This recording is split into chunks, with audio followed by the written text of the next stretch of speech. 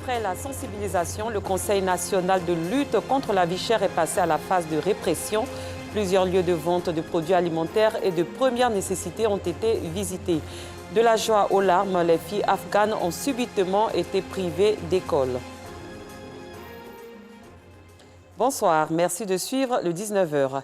Après la sensibilisation, place à la répression, des membres du Conseil national de lutte contre la vie chère ont visité plusieurs magasins et autres lieux de vente pour vérifier les prix des denrées alimentaires. Une action pour mettre fin à la flambée des prix. L'opération va durer 3 mois, comme nous l'expliquent Clarisse Kanyala et Georgette Ido-Fofana. On va saisir ça, on va voir le stock du riz que vous avez et on va saisir. C'est la phase de répression ce matin. Ce boutiquier est sanctionné. Les prix du riz et de l'huile dans sa boutique ne respectent pas ceux fixés par l'État de Côte d'Ivoire. Conséquence, ces produits sont saisis par le Conseil national de lutte contre la vie chère. Les produits, effectivement, viennent d'être saisis parce que tout simplement, depuis quelques jours déjà, le gouvernement a arrêté une mesure qui se dénomme le plafonnement. Et ce plafonnement, c'est une mesure exceptionnelle qui intervient lorsqu'il y a des pratiques inflationnistes dans le pays. Ça veut dire que les produits connaissent une flambée au niveau des prix. Et c'est à partir de ce moment-là que le gouvernement a décidé de procéder au plafonnement de certains produits, en tout cas qui sont jugés comme produits de première nécessité. Lorsqu'un produit visé par le plafonnement ne connaît pas un respect au niveau du prix, on saisit tout le stock. Donc il ne s'agit pas là juste de ce que nous avons trouvé en rayon. Il s'agit également de tout ce qui se trouve dans les entrepôts et dans l'arrière-boutique. C'est le même constat chez plusieurs commerçants. Ici, Ousmane vend son kilo de viande à 3 500 au lieu de 3 000 francs CFA. Pris en flagrant délit, toute sa viande est saisie et il reçoit une déclaration de procès verbal. C'est à l'abattoir, nous, ça va payer. Des fois, on arrive là-bas, c'est 2500. Des fois, on arrive là-bas, c'est 2400. Des fois, on arrive là-bas, il n'y a pas plus suisse là-bas. Tous ceux qui sont associations de bouchers, on a travaillé avec eux. Donc, c'est ensemble que ces prix-là ont été arrêtés. Donc, vous devez les appliquer. Tout à l'heure, on a écouté dans les propos de ceux que nous avons interrogés ici. Les prix varient selon ce qu'ils disent. Donc, du coup, eux, ils répercutent cette variation-là sur le consommateur, ce qui n'est pas normal. Le gouvernement a plafonné les prix et les prix doivent rester au niveau du plafonnement. C'est-à-dire 3 000 francs pour la viande sans os et 2 800 pour la viande avec os. Le Conseil national de lutte contre la vie chère rassure la population quant à sa mission. Je reviens encore sur le numéro vert auquel tous les consommateurs peuvent nous joindre, c'est le 1343. À ce numéro-là, tous les consommateurs, tous ceux qui sentent qu'il y a des politiques inflationnistes ou bien il y a une augmentation des produits dans leur rayon d'habitation, ils peuvent nous joindre à ce numéro-là, au 1343. Cette phase de répression se déroulera sur 3 mois sur toute l'étendue du territoire. Dans un autre domaine, la Sodexam, Société d'exploitation de développement aéroportuaire, aéronautique et météorologique, a commémoré aujourd'hui la journée internationale de la météorologie.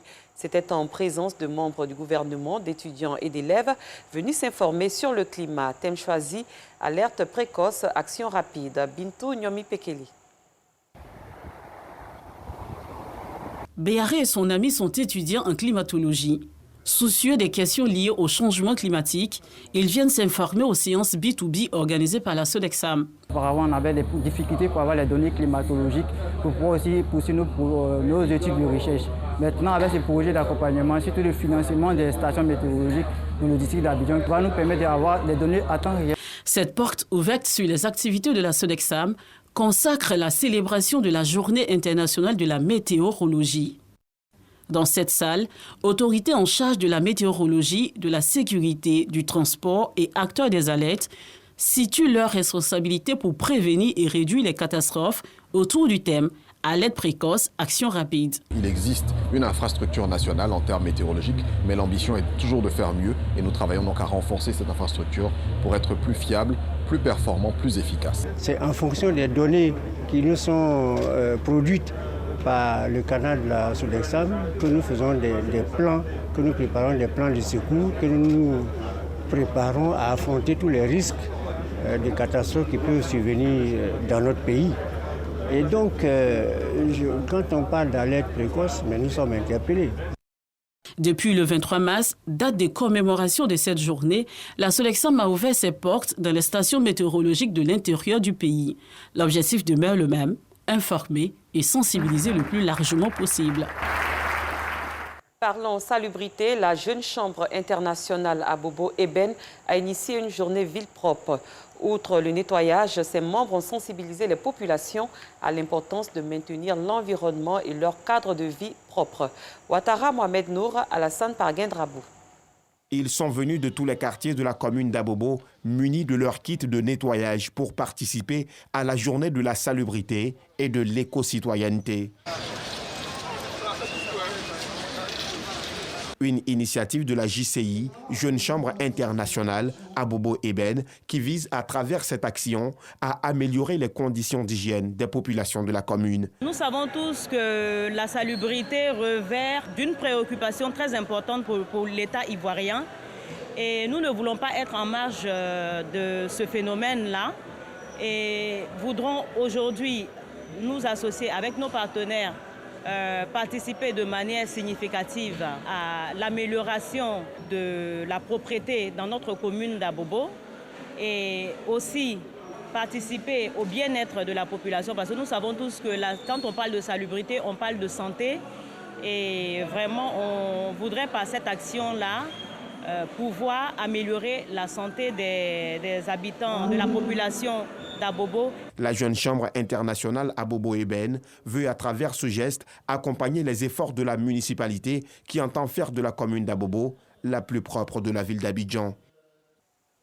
On s'intéresse à une rencontre d'échange et de partage d'expériences sur les conditions de la femme, une initiative des Toastmasters qui s'inscrit dans le cadre de la Journée internationale des droits des femmes.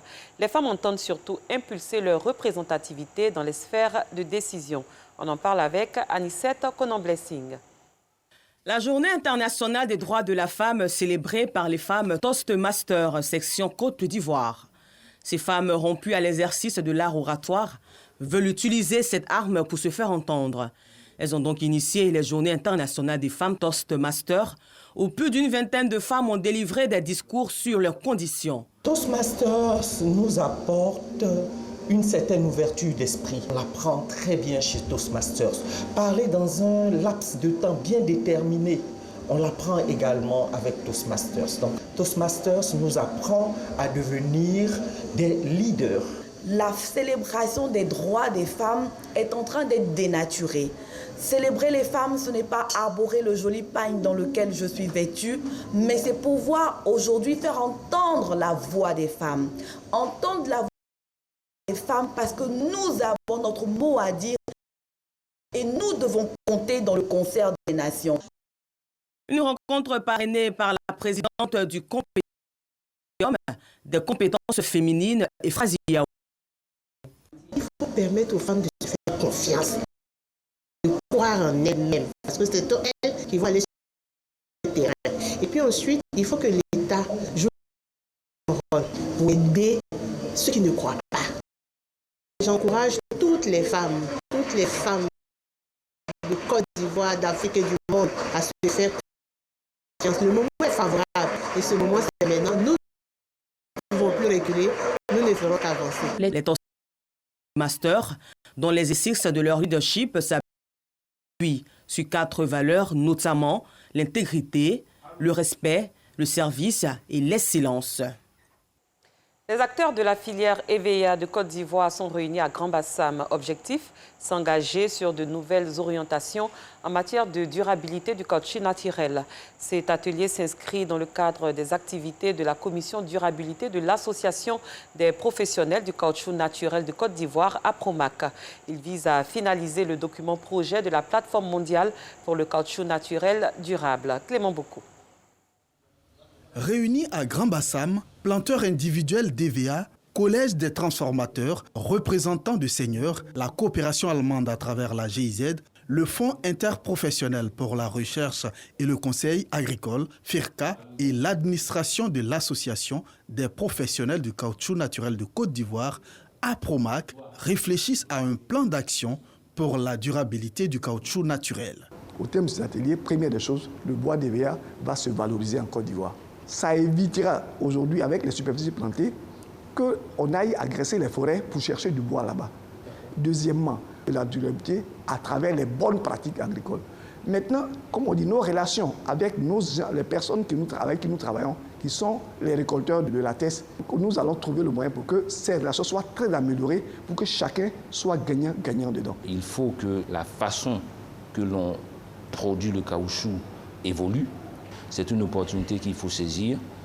On a des retombées financières, il faut simplement s'y mettre. Pour les initiateurs de cet atelier, il s'agit de permettre à la Côte d'Ivoire de profiter pleinement de la plus-value du caoutchouc naturel. Pour l'instant, nous faisons 80% de la première transformation localement. D'ici 2-3 ans, les 100% de la première transformation seront assurés en Côte d'Ivoire. Mais ce n'est pas à ce niveau-là que la marge se fait. La marge se fait sur la deuxième et la troisième transformation. Et nous souhaiterons que la valeur ajoutée tirée des produits de l'EVA profite à la Côte d'Ivoire. L'Association des professionnels du caoutchouc naturel de Côte d'Ivoire, APROMAC, a été créée le 13 octobre 1975. Sa mission, développer la filière EVA par la professionnalisation des acteurs et à travers le renforcement des capacités et le renforcement des moyens de production et de transformation.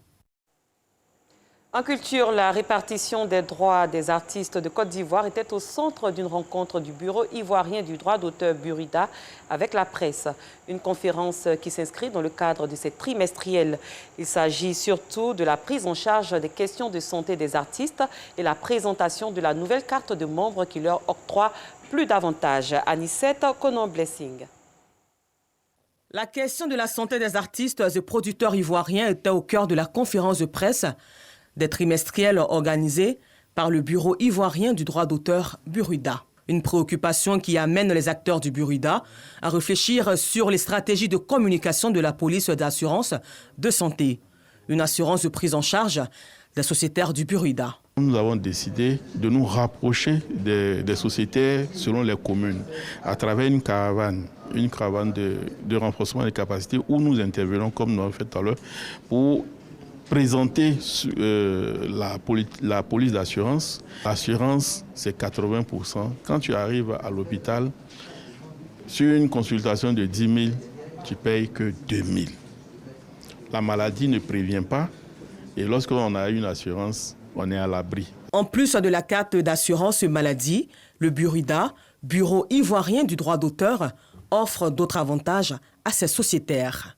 C'est un type de carte magnétique en même temps, ce qui va permettre aux artistes d'abord, de pouvoir avoir un répertoire plus précis de nos artistes, et deuxièmement, avec cette carte, ils pourront faire toutes leurs opérations. Cette carte, elle coûte 20 000 francs.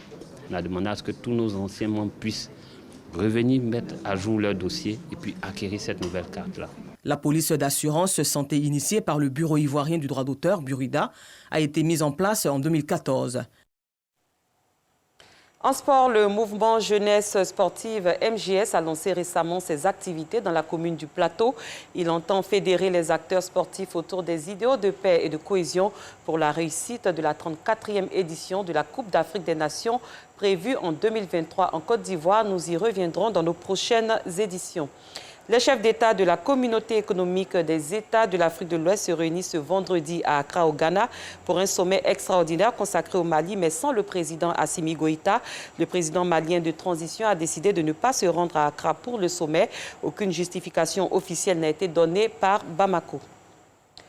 Des milliers de filles en Afghanistan sont rentrées chez elles mercredi après seulement quelques heures de cours. Les talibans ont décidé de leur fermer les écoles secondaires. Anicette Conon-Blessing. Nous venons de recevoir un ordre jusqu'à ce que nous recevions une autre directive. Nous devons fermer l'école. Les classes de la première à la 7e année peuvent commencer. Les autres devront attendre une autre directive. Une classe interrompue brutalement. Les talibans ont annoncé la fermeture des lycées et collèges pour les filles, quelques heures à peine après leur réouverture, pour la première fois en 8 mois. Quand on a appris qu'on ne pouvait pas poursuivre notre scolarité normalement, on s'est toutes senties désespérées. Les talibans disent que nous devons vivre selon les lois islamiques, mais ils doivent ouvrir les écoles, car c'est écrit dans le Coran que les hommes et les femmes sont autorisés à poursuivre leur éducation et leurs études. À Hira et dans le Panchir, certaines élèves ont pu aller au bout malgré tout de leur première journée de classe. Aucune explication claire n'a été fournie par le ministère de l'Éducation. Une cérémonie avait pourtant été organisée dans la capitale pour marquer le début de la nouvelle année scolaire. Les talibans s'étaient engagés à fournir une éducation et des structures éducatives aux élèves. Cette fermeture est condamnée par l'ONU. Fin de ce journal. Merci d'avoir été des nôtres. Très bonne soirée. Je vous retrouve demain.